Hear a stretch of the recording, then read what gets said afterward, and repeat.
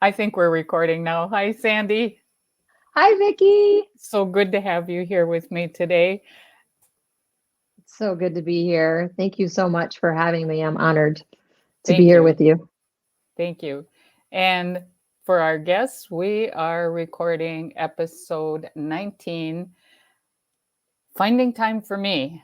And boy, I can relate. Can you relate? Yes, I can certainly relate. Is there Yeah. time? Is there time for me? Yeah. And when do I carve it out? Right? Right? Exactly. There's too much doing. How can I Yes. have time for me?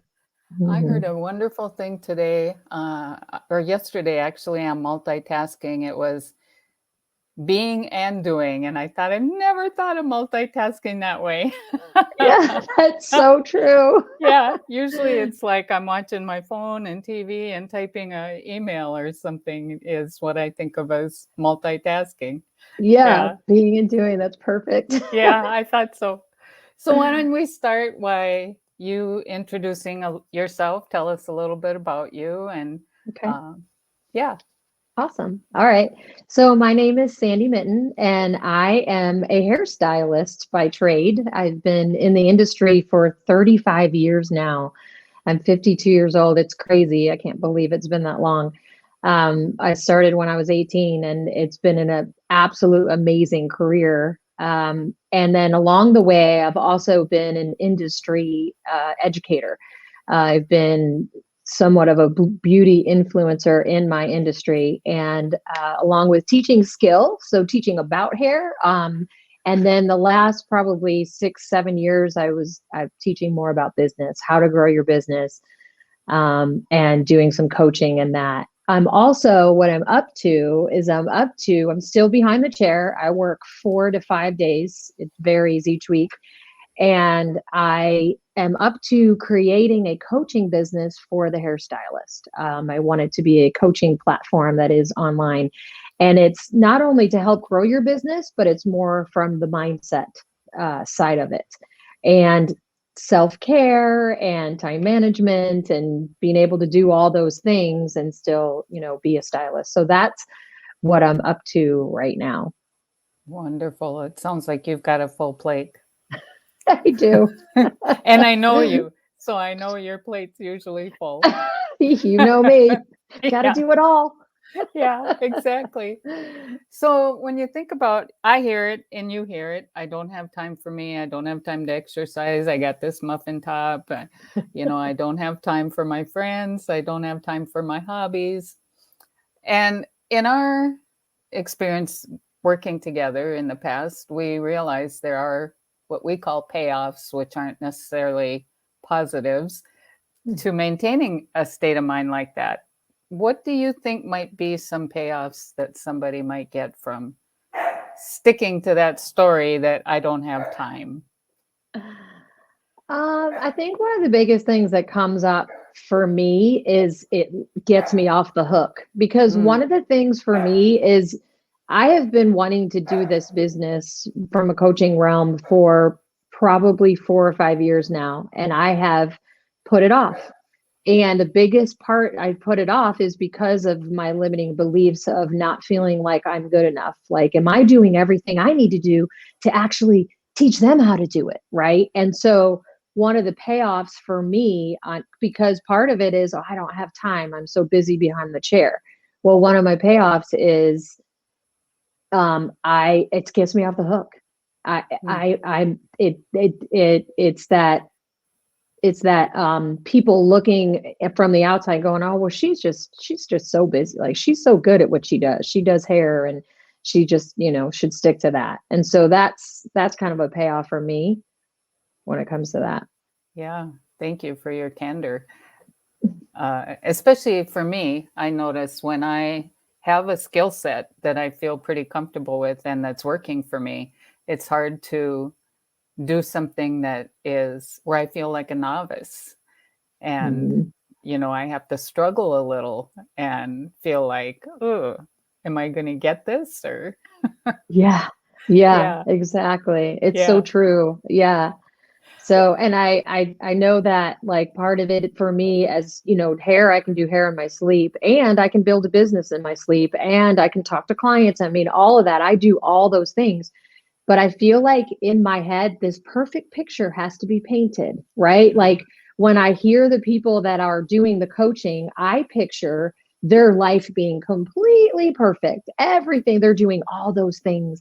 They have their plan set out and everything's scheduled and they never mess up ever. Like it's always perfectly and everything always goes to plan. That's the story I tell myself, right? That's Right. what's in my head. And that's when that ugly ego monster pops up and says, "Oh, you can't do this because you're not organized like those people. Like they don't see your house. Do they see the mess over there in the corner?" So Yeah. there's no payoff for you. Yeah. Yeah. When we talk about schedules, the first question that I think of for me when I'm in that is who creates my schedule, right? Mhm. Exactly. Yeah. Yeah, we do, right? I Yeah. create my schedule, and thinking about that question, I was thinking a lot about it the last couple of days. Is with that question, I think really what is key is the why, right? We hear about Mhm. the why all the time. So I'm creating this business, why am I doing it? Right. And so, like, if you're not attached to why you're doing something, it's kind of like Millie, our friend Millie tells us, Yeah. if you had $1 million, if I told you that if you got up and you followed that schedule to be $1 million at the end of the day, would you do that schedule? Right. And Yeah. so that's the why. And so for me, that's where it boils down to. If I'm really attached to the why, like why I'm doing it, if I want it that bad, if my why is that $1 million, then I will climb mountains to do it.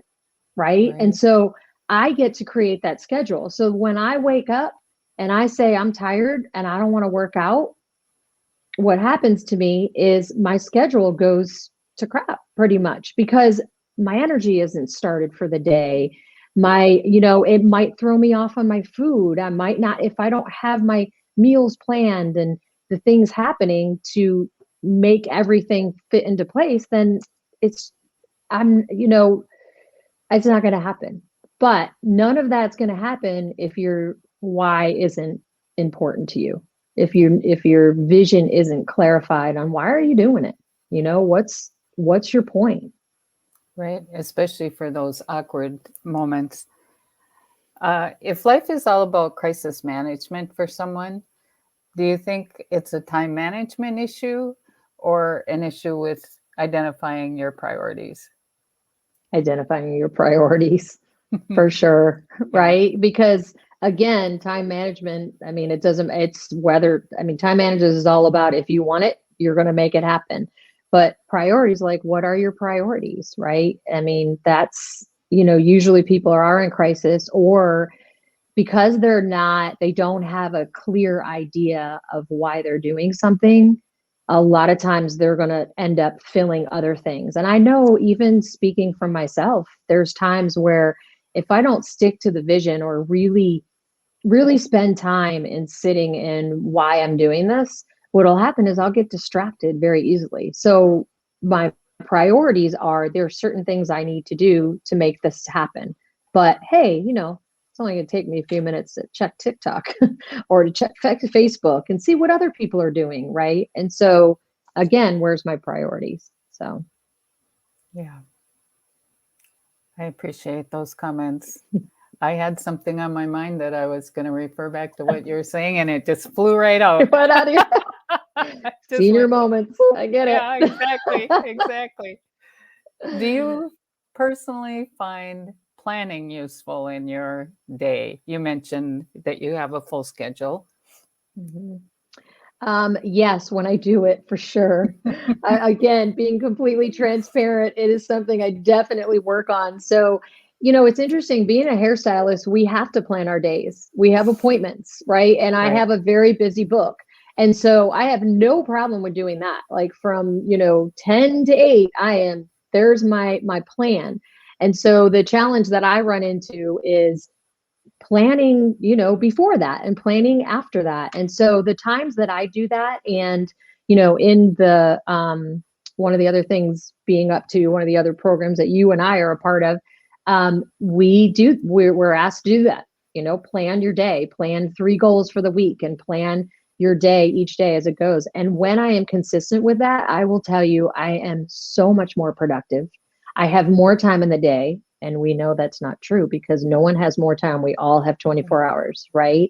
So, but when I actually prioritize what's important, then all of a sudden I realize, you know what? That doesn't matter today because it's not going to get me to one of those 3 things that I get to accomplish this week.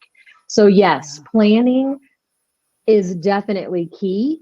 Do I have a magic wand for how you do it? Again, I'm going to go back to sounding like a broken record. It's attached to your why, right? Yeah. So if you really want it, then you're going to make it happen. Yeah. If I said to you right now, Sandi, going forward every day, all you have to do is do things you enjoy and you want to do, what would your first reaction be? I'd be like, hip, hip, hooray. Does that mean I don't have to clean my house? Yeah. Does that mean I don't have to plan that?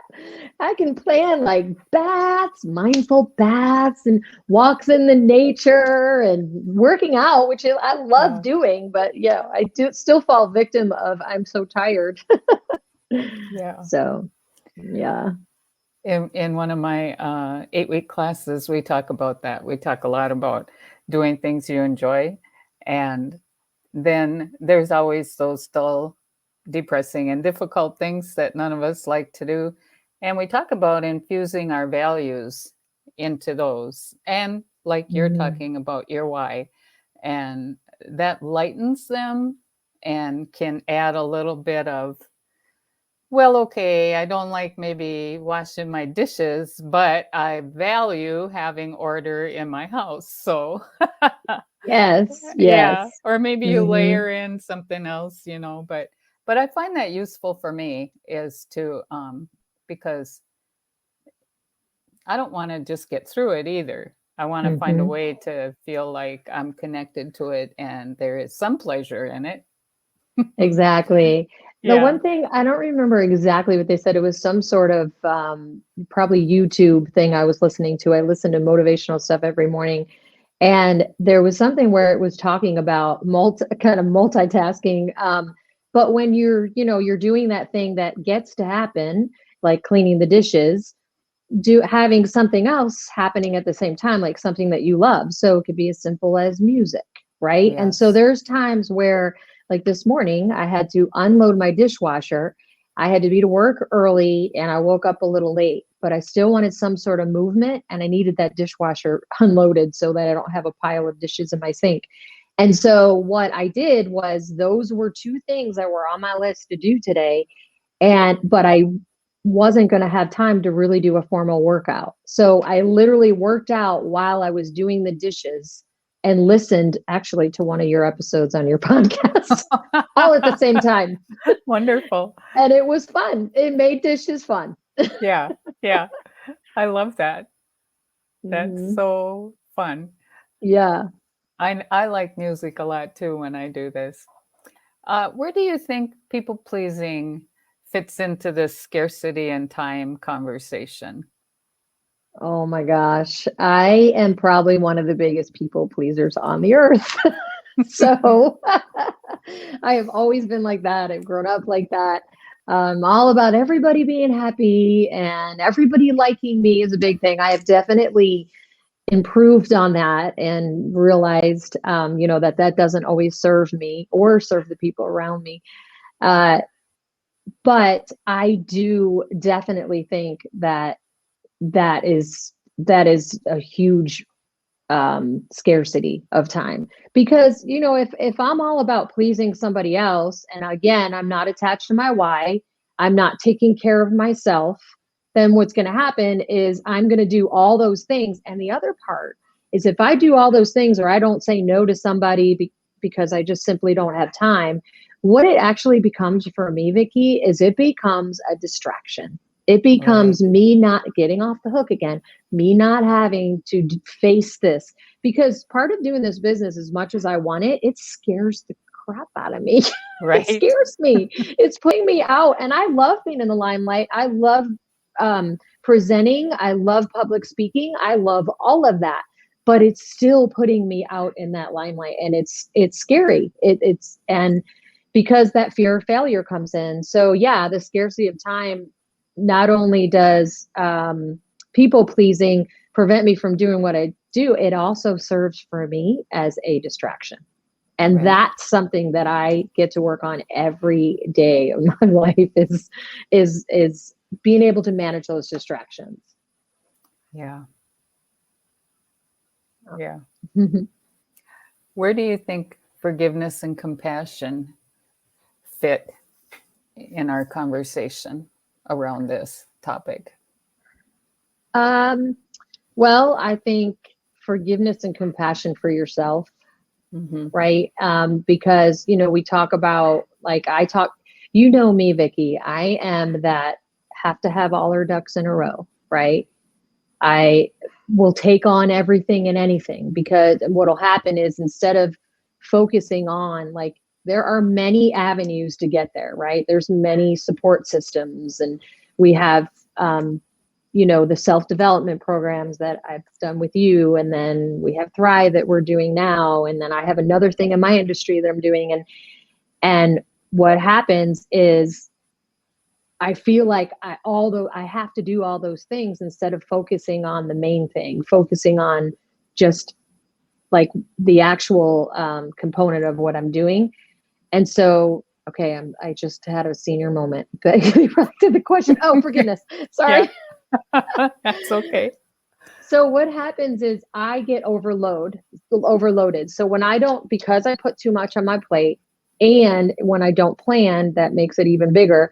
Um, so what happens is if I'm kind of all the ducks in a row, all or nothing. And so Mm-hmm. then when I'm not making it all happen, what I'm doing is I'm pulling that beat up stick out and I'm starting to say, okay, you can't do this. You're not good enough for this. You can't even keep your house clean. You can't even organize this. You can't even do this. You can't even get, your action plan put together. Right. And so, but then that's when I get to say, stop, Yes. Sandy. You Pause. are more than enough. You can do this. You get to do this. And so forgiveness and compassion for myself and allowing things to go wrong. I mean, I Yes. teach it in my industry all the time. I teach this. I'm going to find my power source. My computer saying it's going to die. But I teach it in even teaching hair is mistakes are okay. That's how you Yes. learn, right? If you just did the same, if you never made a mistake again, all you're going to do is the same thing over and over again. And good luck on trying to build a business on that, Right. right? And Right. you don't really learn something until you actually mess it up. And so allowing myself some grace and forgiving myself for when I'm human and Yes. something will go wrong. But again, attach myself to the why. Why am I doing this? Right? I'm Yes. doing this because I want people in our industry and I want it to go beyond people in our industry, but I'm focusing on that because that's the industry I know. I want people to know that they are enough and that they can have everything and that a hairstylist isn't just a hairstylist. Like we are responsible for so much and we can change lives in this industry. It's crazy. Like there's just talk about like changing people's just feelings about themselves and their limiting beliefs because I hear it all day long. People's limiting beliefs all day long. Yeah. So yeah, I, so I'd love to be able to inspire and be a part of supporting that. I can hear that passion in your voice. And I want to say I missed my appointment with my hairdresser yesterday, and I have been beating myself up Oh, forever. I never miss that appointment. It's like, was I, she calling you like, are you okay? Because yeah, people she that did. don't She miss, we texted get me, but scared. yeah, she We're did. like, oh God, did something Yeah. happen? Yeah. Yeah. So, Oh as we no. know, my show is based on tiny changes, big shift. Little things added together over time can make a real big difference. What small changes could you recommend to our audience that could lead to giving them maybe 3 to 5 hours a week, um, just for them to spend however they wish? I would say the biggest thing again, create a Mm-hmm. plan, right? Create a plan and look at the amount of time, right? So there's 24 hours in a day and create the plan, what it is that you're trying to accomplish. But there's always extra time, right? Like we all say we don't have time, but we don't think about those little things that rob of us of time, right? I'm not a big TV watcher, but I know there's a lot of TV watchers, right? And so doesn't mean you can never watch TV, but maybe Right. cut that out. So right now you might watch 2 hours of TV, go down to an hour, right? Okay, so right now you might, you know, um, you might sleep, well, everybody's different. Well, you might sleep 9 hours, go down to 8 hours, right? See where in each thing that you do that and the amount of time. So I would say one of the things to think about doing is list down your activities, including things that you're happy about, things that make you feel good, and even working out. Like this morning, I didn't have time to do my normal 45 minutes to an hour, but I spent 15 doing it, and it's better than not doing it at all. So look in the list that you have of activities and see where can I cut this time out. So if something's an hour, can I bring it to 45 minutes? And it'd be amazing because if you could cut 15 minutes off of 5 things, There right, you or have six it. things, there you go. There's some That's an extra hour time and a for you. half right there. Yeah. Yeah. I know one So, thing too in the work world, people can delegate. And I have found even when I'm doing things at home in my own business, I can do it a lot more efficiently than I often will let myself if I rein in my perfectionism. So that yeah, 80% could be good enough and 20% might need that perfectionist touch, So to right. start letting good enough be good enough. Yes, exactly. Yeah, Exactly. I mean, if you don't have the time to do a full hour of something, it's okay. It's better to yeah, do 5 minutes of it than not do it at all. yeah. Do you have any services or programs you wish to promote?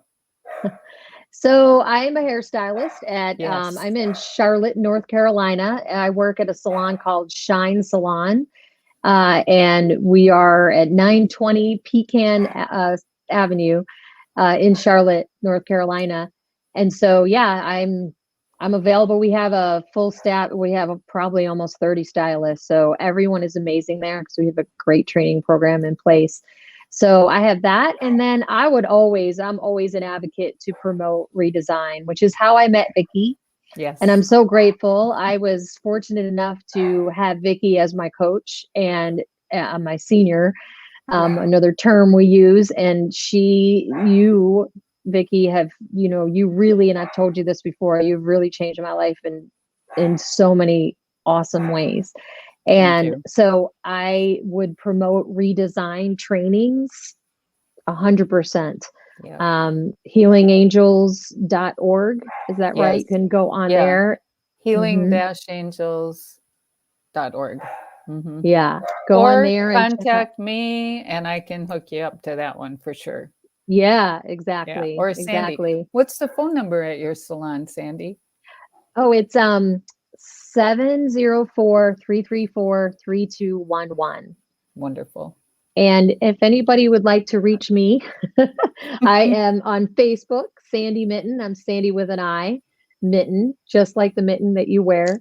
Yeah. I'm also on Instagram as Sandi Mitten Hair.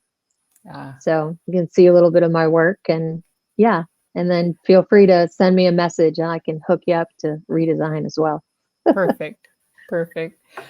Well, thank you so much for being here, Sandy. I really enjoyed having you.